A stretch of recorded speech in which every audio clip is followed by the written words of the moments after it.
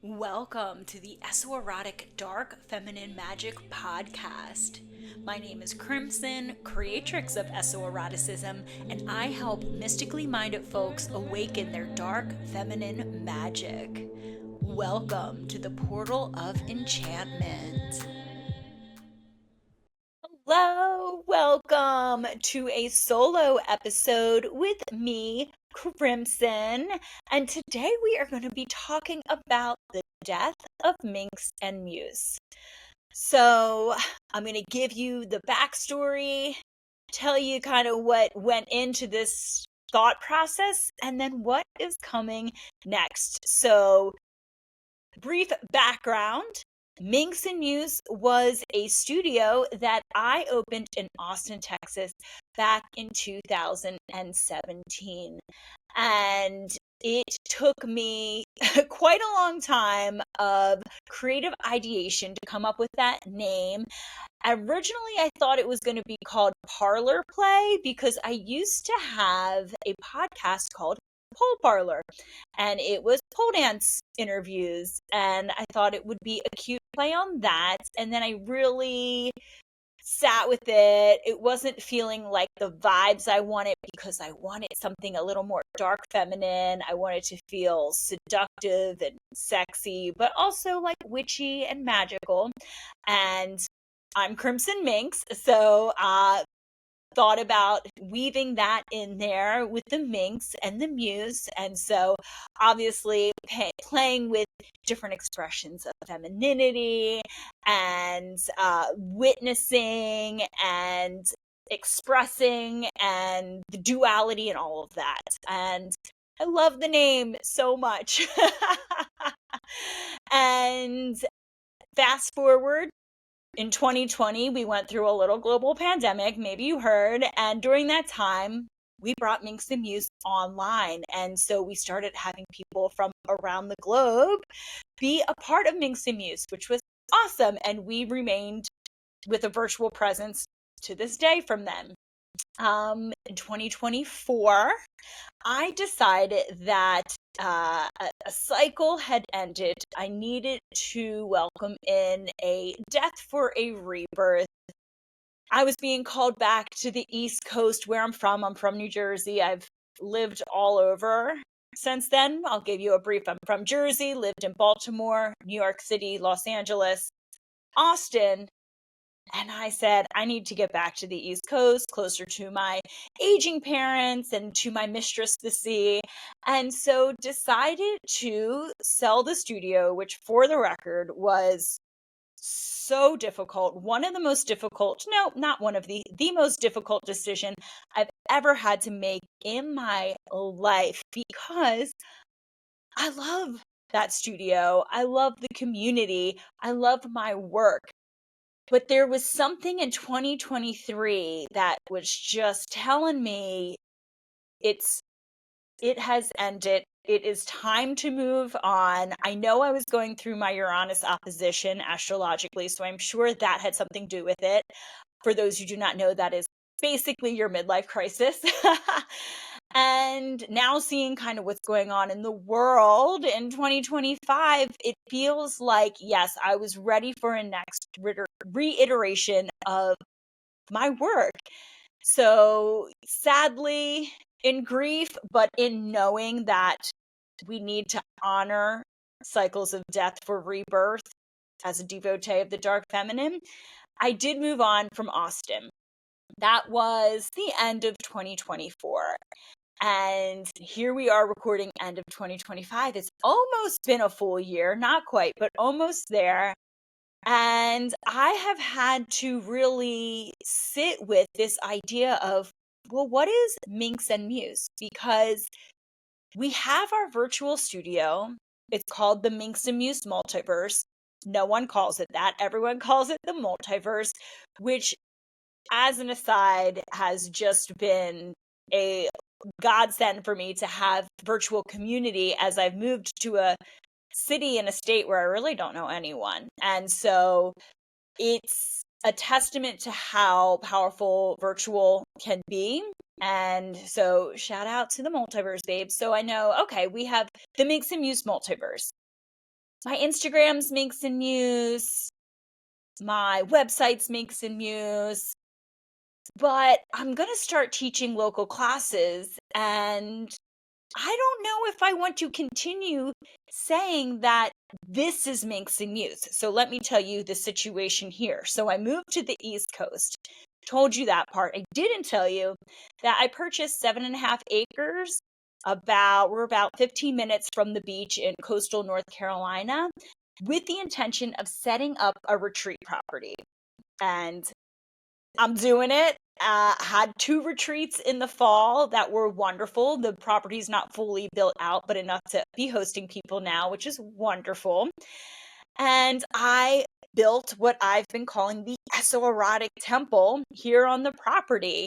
And it is essentially a metal prefabricated building. I mean, in your mind's eye, just picture like an old Gothic cathedral, because that's what it is in my mind and in my heart.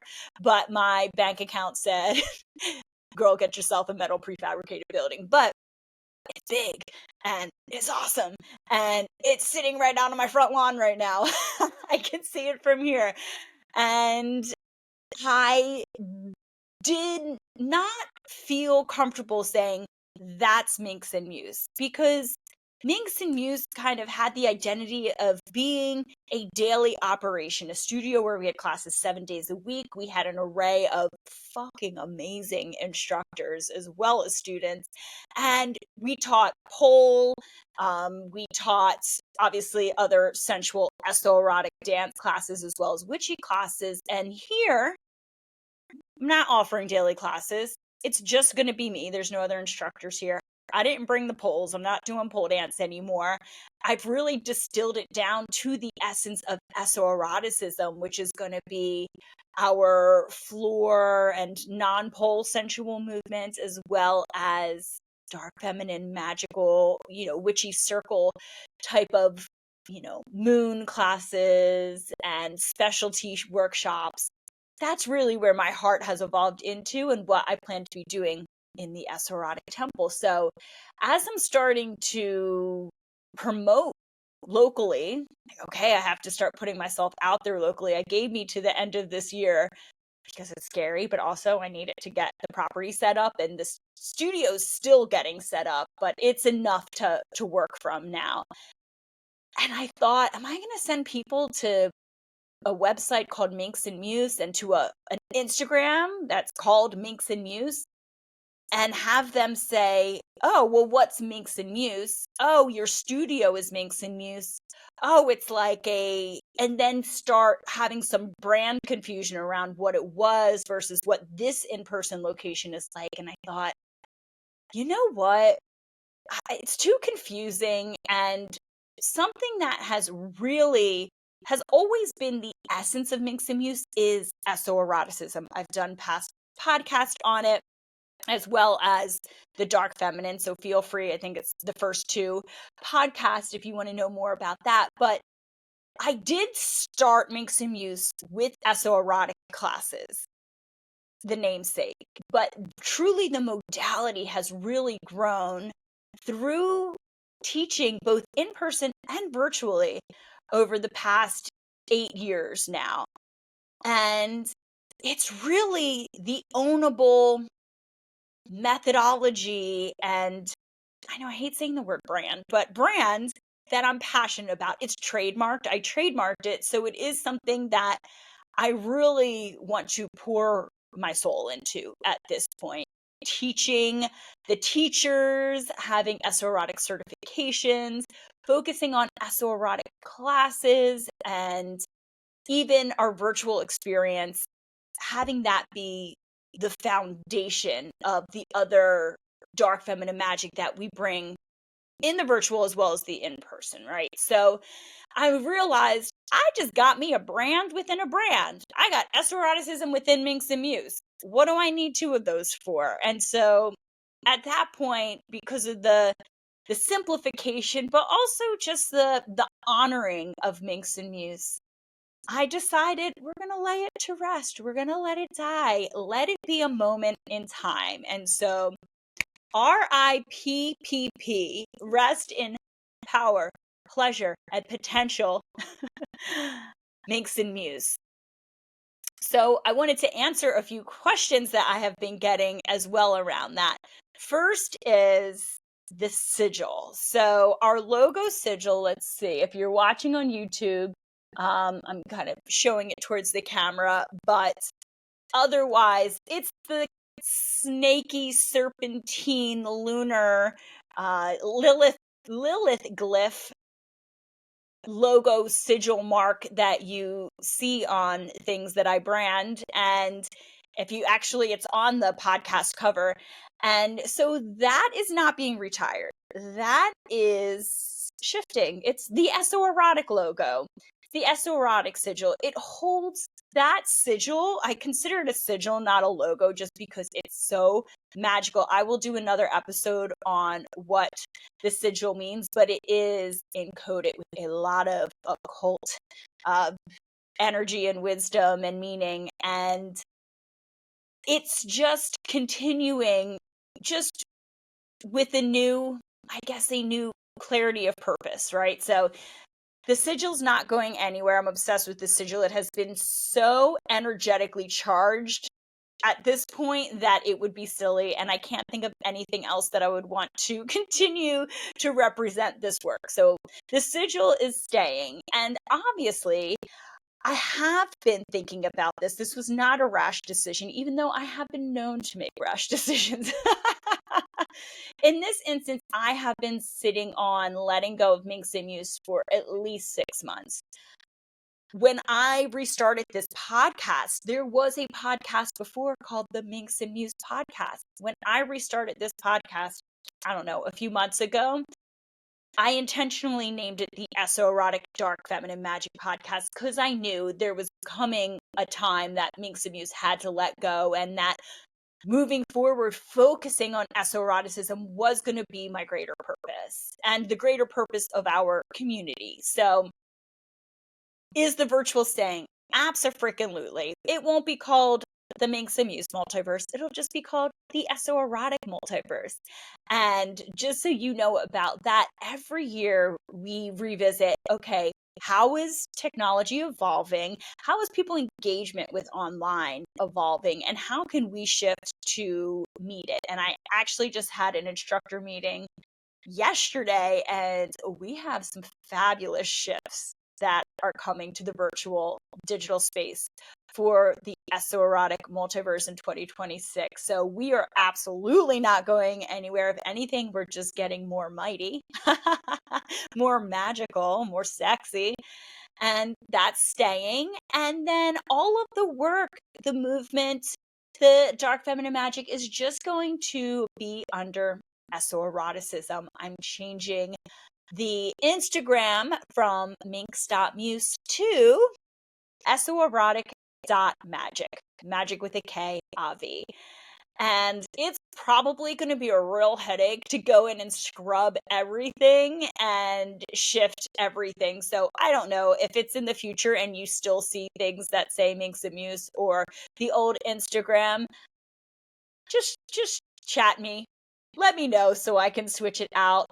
And the website is SOerotic.com. I own both of them, so I just switched SOerotic to be the main one now. So if you put minxandmuse.com in, it'll just default to SOerotic. But I bought that domain years ago, and so just switched it over to that. So, you know, in reflection, it's not like the work is changing. It's almost like the container from which the work was birthed is now falling away because it's not needed anymore. It was like the nest, and you know, baby bird has grown up and flown away.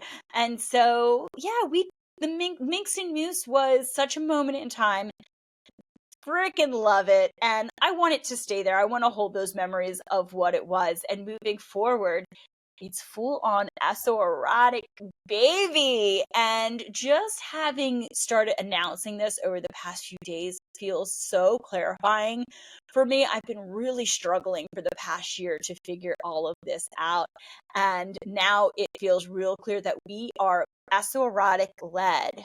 SO-Eroticism is a way to access sexual energy outside of intercourse. And it's a combination of the words esoteric and erotic. So very sexy, sensual style of embodied expression. But then remember, esoteric, enigmatic, mysterious. Eso, that prefix means internal. All of this is an internal practice that we do to tap into our innate power, pleasure, potential. The magic's always been within us. And so really trying to get more clear on the purpose of why we do this outside of performance, outside of pleasing others. It's not just sexy dance. It is a whole ass magical ritual. I do owe you a podcast on chaos magic. That's going to be the next one because I've been hot on returning to my chaos magic studies. So yeah, this is just, I wasn't even planning to give a little overview of what esotericism is, but that is how lit up I am. And then all of the tools that support us, which is where the dark feminine magic comes in. So I feel really empowered to start having a voice in the dark feminine spaces. I think a lot of voices focus on the external part of the dark feminine, the look, the makeup, the outfits. And I think some people get it wrong as a form of manipulation and or some sort of I would say wounded version of the feminine, and it's none of those. The dark feminine is rising, my friends. Ooh, you think it's rising in 2025. 2026, we are leading in the dark feminine. So with our, this is actually going to be our focus within the multiverse, a little winky winky. That is something we've been talking about, is 2026 really leading with the dark feminine and having a group of people who want to lead the charge with us. And so to me, esoeroticism and dark feminine magic go hand in hand because esoeroticism is actually a chaos magic ritual. And so we have magic, we have sexuality, but we need our other tools. Things like honoring cycles of death for rebirth, which this whole podcast is about. Things like shadow work and subconscious work. Things like learning how to set boundaries, which is a very energetic witchy practice, in my opinion. And things like prioritizing pleasure and desires. And all of these are just a web in the world of esoeroticism, in the multiverse of esoeroticism. So yeah, clarity moving forward, stripped out some of the things that we've done and have more of an essence of it. So that's where we are. So that's why Minx Muse, rest in peace. This is why the podcast changed titles a few months ago, and this is why moving forward you're going to see that all of my work is esoeroticism, esoerotic dark feminine magic. That is where we are moving forward, and I believe that is all I have to say. So instead of babbling on as I tend to do, which I already have, I will end it here. But I will say that if you have any questions or thoughts, reach out to me. Email, Instagram tend to be my two best ways to reach. And in fact, I even got a new email. So my new email is crimson@esoerotic.com. So really cleansing the palate here. So with that, friends, I love you. Stay in your magic. Thank you so much for listening or watching, and I will see you again soon. Mwah. Bye. Thank you for joining. Follow me on Instagram at crimson.minx and visit esoerotic.com to learn to live more fully and unapologetically in your magnetic power, sensual pleasure, and unlimited creative potential.